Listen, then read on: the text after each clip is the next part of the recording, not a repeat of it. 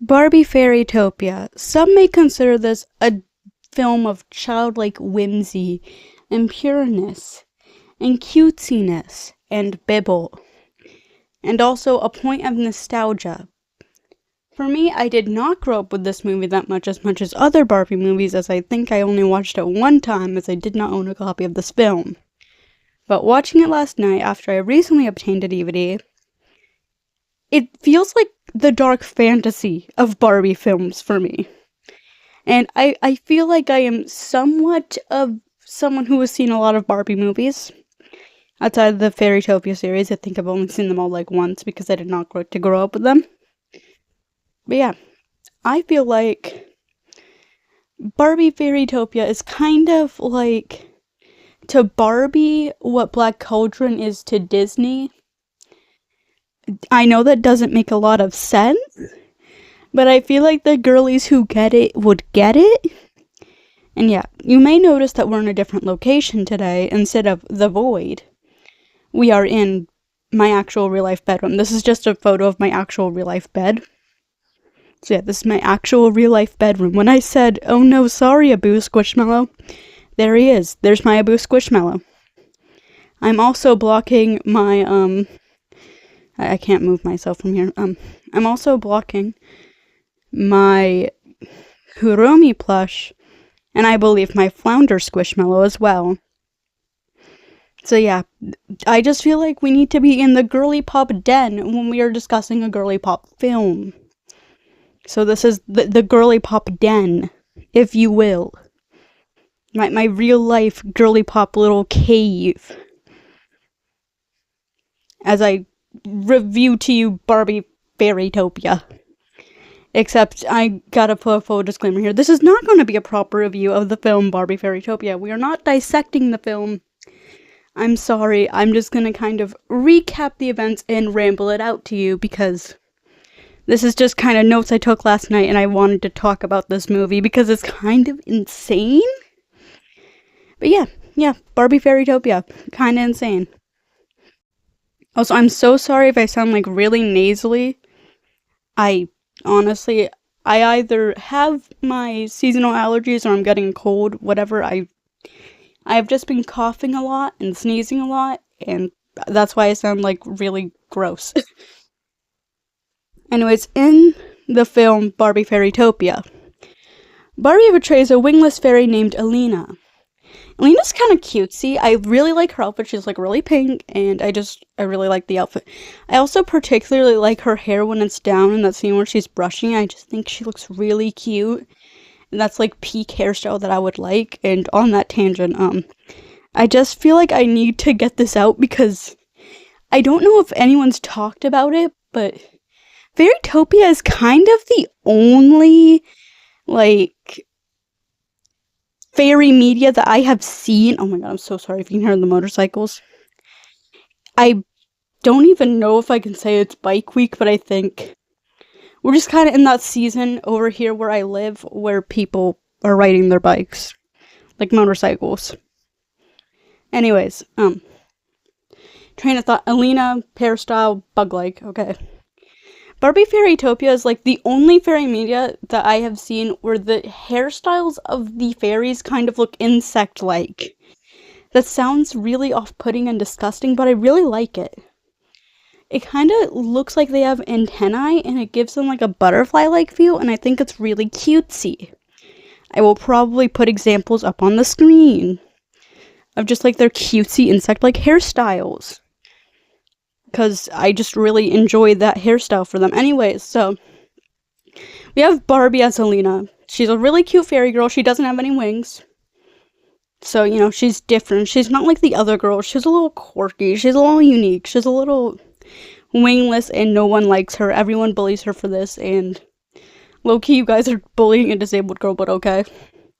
You're literally bullying someone for their disability. Well, I guess that's what people did to me in school as well, so I can't say that they wouldn't do that. I can't say that they wouldn't do that. I can't say that realistically they wouldn't do that. Because, honestly, it is pretty realistic that Mean Girls would do that. I was really confused by the fairies and the shots of the scene because Honestly, for some reason, the scale just made Alina look a lot bigger than the other fairies for a bit. I guess they were probably meant to be like far away or something. I don't know. It just made her look like a giant around them, and it was really strange. I was just kind of confused on what the scale was meant to be here. I don't know if I'm gonna provide screenshots. For some reason, as I was watching this DVD, I was just like so confused at the beginning scene. I was trying to figure out so hard, like, is she bigger than the other fairies? Is she meant to be smaller than the other fairies? Like, what's going on here? I was really confused for some reason. I was really, really confused for some reason. I don't know why I was confused, but I was confused. I was confused so hard. Anyways, the mean fairies are all like, also, by the way, I did note that one of them is voiced by Kathleen Barr, known as the great and powerful Trixie from My Little Pony. Kathleen Barr also plays this movie's villain. I believe. I have to double check my notes, but I believe that is true. Let me check. I believe that is true. It's in my notes on my phone. Yes, that is true. Kathleen Barr does play Laverna, and she also is known as Trixie Lillamoon. When I heard her voice in the smaller role as one of these like mean pixie girls, I was like, oh my god, that's Trixie Lillamoon. That's literally Trixie. Anyways, this mean fairy girl, she's all like, what do you call a wingless fairy? And then this other girl's like, nothing, because nobody wants to call a wingless fairy. And I'm like, damn. I was just thinking human, because honestly, Alina just looks like a human girl if she doesn't have wings. She just looks like a really, really tiny human girl. She kind of has like this Thumbelina like look to her. She just looks really, really tiny. So yeah. Anyways, Alina has this really cool friend, Dandelion, who just kind of like saves her ass from these mean girls. And then they go play like catch after finding a seed. And I put in my notes, I have to read this out because it was very strange. They find seed pods. They play catch in the beginning of the film. It leaves Bibble looking like he's been covered in blood. But it's okay because he's not actually injured or dead. He just bounces off of his chest what they were playing with, the seed pod. And everything's fine. I just had to read that word for word because honestly, I should probably just include a screenshot of that in here as I'm editing this, because I really thought he looked like he got like a hole in his chest with blood. I'm like, it's a Barbie movie. Why did you jump to that? You're in a girly pop bedroom. Why did you jump to that? That was a weird thing I noted.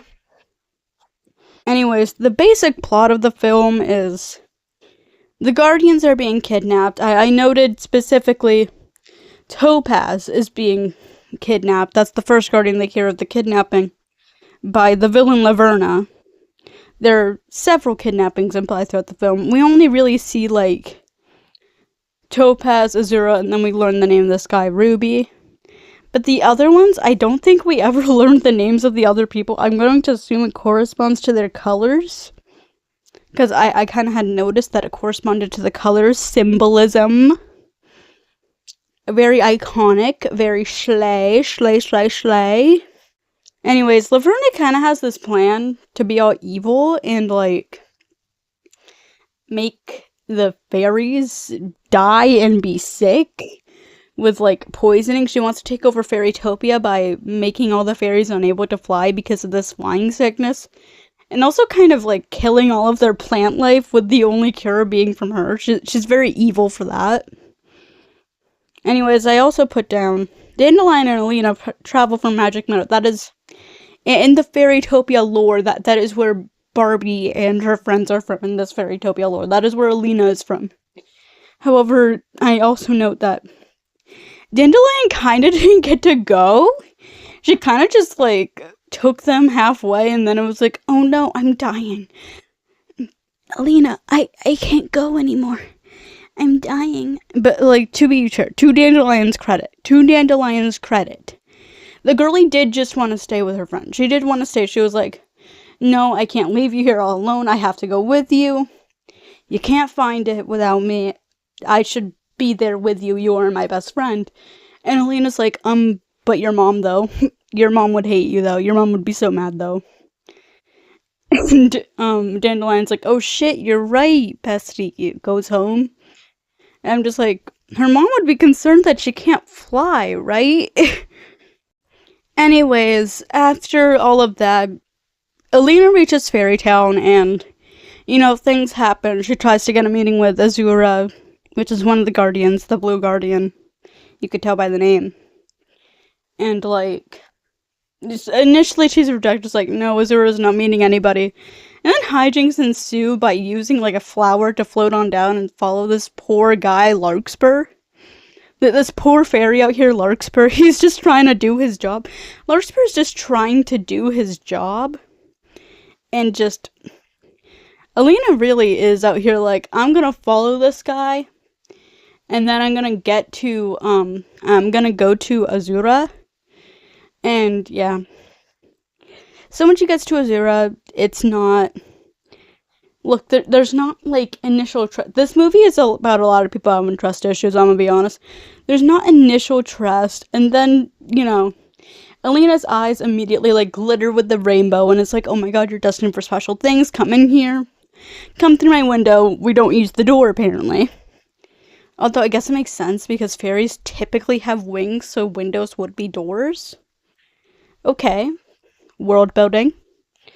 Girly pop world building. Okay, we love to see it. World building. Okay. Anyways, Azura yaps about, lore. She has this friend, a dryad. She's gonna help. Well, technically, we don't get to that till later. Anyways, she's like, they eat together. And Alina's like, oh, can you help? And she's like, yep. And it's like, shouldn't we wait for your company? And Azura's like, oh, those are set up for the friends I haven't met yet. And Alina's like, huh, what the hell? But also smiles and they get along after this. And then Alina ends up sleeping at Azura's house. And then in the morning, Azura sends off Bibble to get the best character in this movie.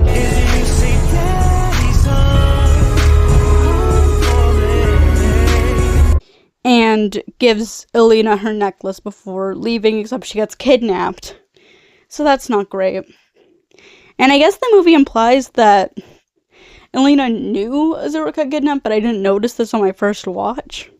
So I was just kind of confused at how Alina seemed to, think that she should go talk to this dryad. But, I think that it was implied that she knew or was aware of the kidnapping, and I somehow didn't notice this on my first watch. Now we get to my favorite character in this movie, Hugh. He kind of shows up, he saves Alina and Bibble's ass from, evil. He's, the best character in this movie. I really like his vibe. He's kind of the GOAT. He kind of carries the whole movie a bit. Not that the movie isn't enjoyable. I mean, he's, literally the MVP of this movie and saving everybody's asses. That's what I mean. And he's super loyal. He kind of reminds me of the horse from Princess and the Pauper.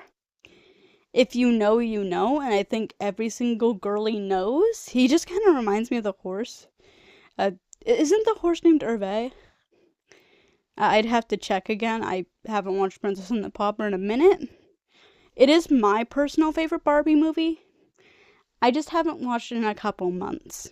And therefore, my mind is slipping me. I tried to watch it last night, but my DVD player broke down after fighting with it to get it to play Fairytopia. It's allergic to pink, I guess. My DVD player apparently is allergic to pink.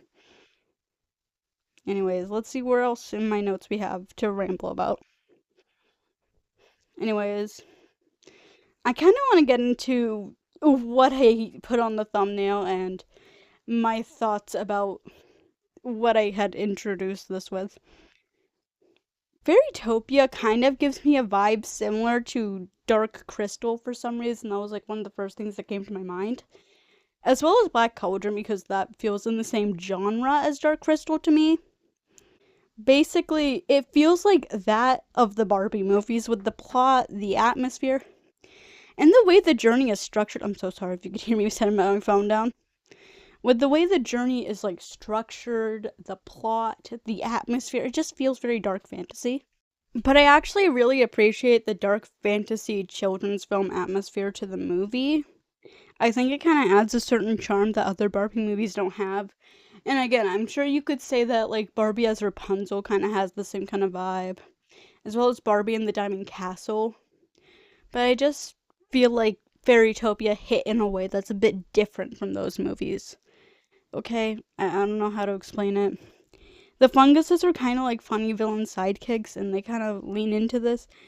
I have here in my notes that they felt like the type of creatures that would belong in something like a live action remake done with like prosthetics and puppetry or whatever, made by the Jim Henson Company. And I feel like that is a vibe that is true, and I feel like a lot of people would, kind of agree with that. Anyways, we kind of get to a point where Hugh ends up getting the sickness. So Hugh gets sick. He gets the flying sickness, and Alina's like, "Oh no, you need to rest." And Hugh wants to fight with her over it, but no. And then she kind of meets. I don't know why I didn't put this in my notes. It was absurd to me when I was watching the movie. So, she's off to go find the Dryad on her own. And she kind of meets these weird rhyming dudes that, like, I should just insert, like, a whole scene of them rhyming. It was very strange. I don't have a chance. You don't think you have a chance? Join us while we rhyme and dance. Hi.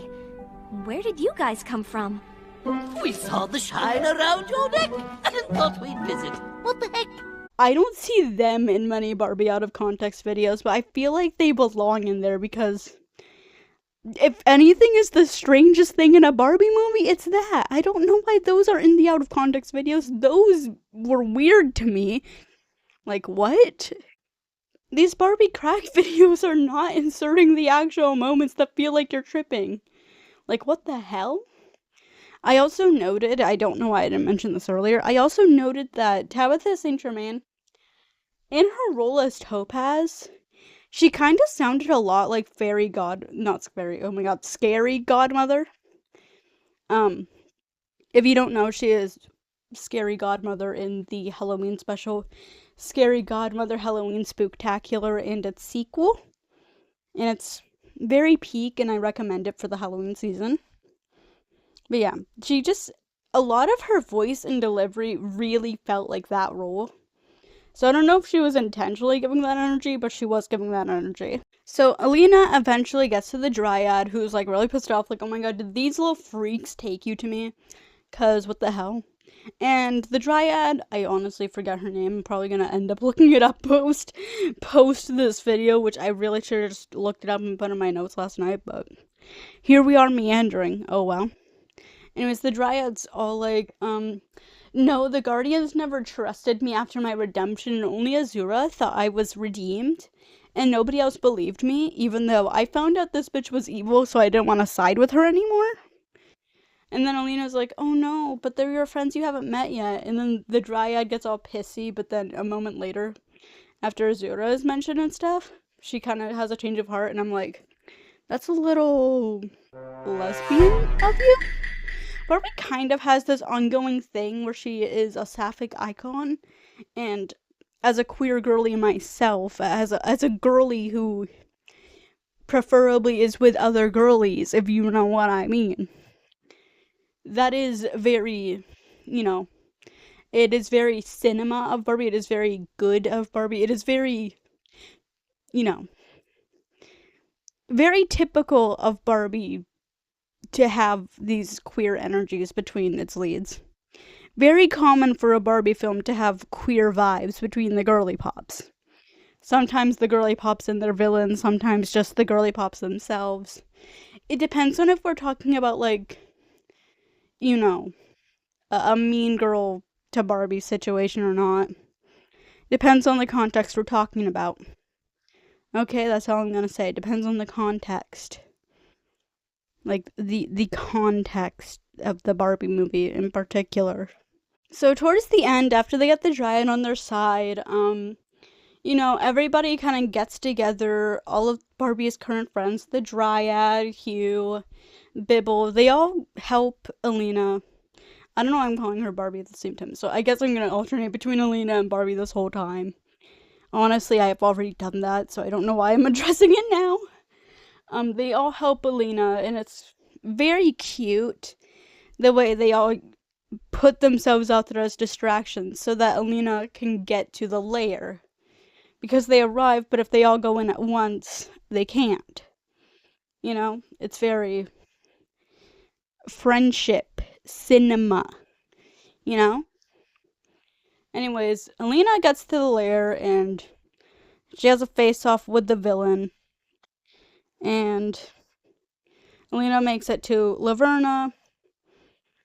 And they have like this whole speech where Laverna's like, we're not so different, you and I. I too was bullied by my peers for being different. And I don't know if they ever address what it was that was different about her. I kind of got the energy that maybe her wings were also made with evil, I don't know. But she makes like evil wings for Alina. And I noted that it kind of had the same energy in like the lighting, atmosphere, tone of like in Sleeping Beauty, the Disney film specifically, Sleeping Beauty.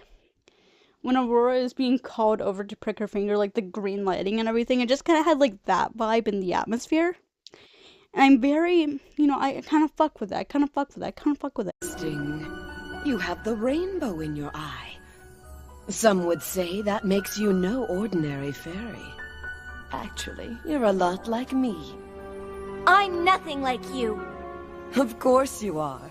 You're special, but you're not treated that way, are you? You're laughed at. You're told you don't fit in. And why? Just because you're a little different. It's very beautiful in like the lighting and everything. But of course, our protagonist Helena, but of course she's like, no, she fights it after the rainbow glints in her eyes, and she ends up defeating our villain. Anyways, to finish this movie out, it was a very iconic Barbie film. One that I'm sure needs no introduction as far as Barbie films go. It's not forgotten in Barbie's history, like Barbie Diaries, which I love. But it is a very iconic Barbie film. I don't know if others view it for the dark fantasy vibes that it has, but it has like a lot of nice messages. Like, it's a pretty solid Barbie film. I think the message is really sweet. It's about friendship. It's about working for something greater than yourself. And it's very relevant to core beliefs I have. Like, it is very much girl power and friendship and wholesome vibes. But it's also like doing the right thing because you want to contribute to something beyond yourself. You want to contribute to the greater good.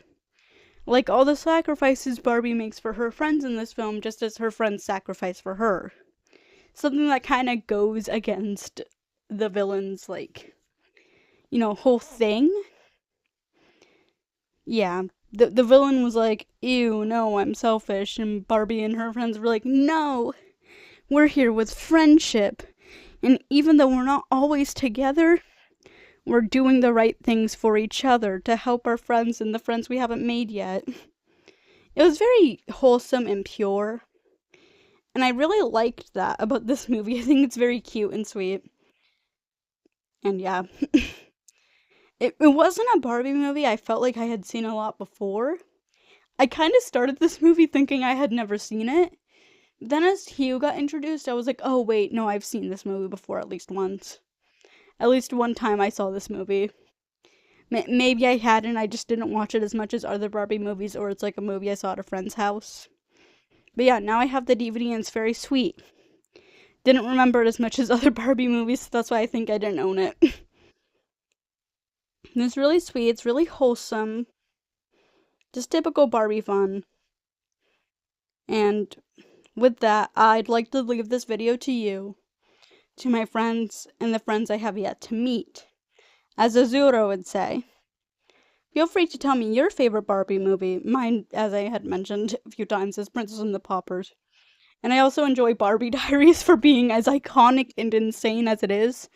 If you have gone through my channel, you might see that a long time ago when I say a long time ago, more like last year, I made an animatic of one of my Twist OCs, my Twisted Wonderland OCs, to one of the audios from Barbie Diaries. but please don't look for that. Please don't. I mean, I like it, I just don't know if people who don't like Twisted Wonderland see this part, and then they see that animatic, I don't know if they'd get it, okay? I don't know if they'd get it. So only look for that if you're a Twisted Wonderland girly, okay? And as I had said, leave this out to my friends and the friends I have yet to meet.